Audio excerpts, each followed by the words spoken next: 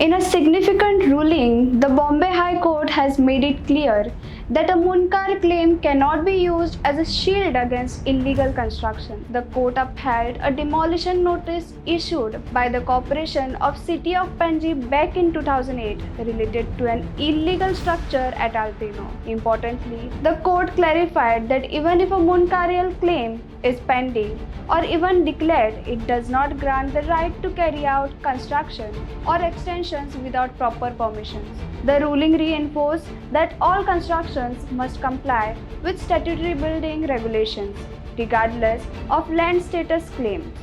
These decisions could have wider implications across Goa, where several such cases are pending. The big question now is, will this trigger stricter action on illegal structures across the state or not? तुम्ही पळयतात गोंयकारपण, गोंयकारांचो गोंयकारा खातीर.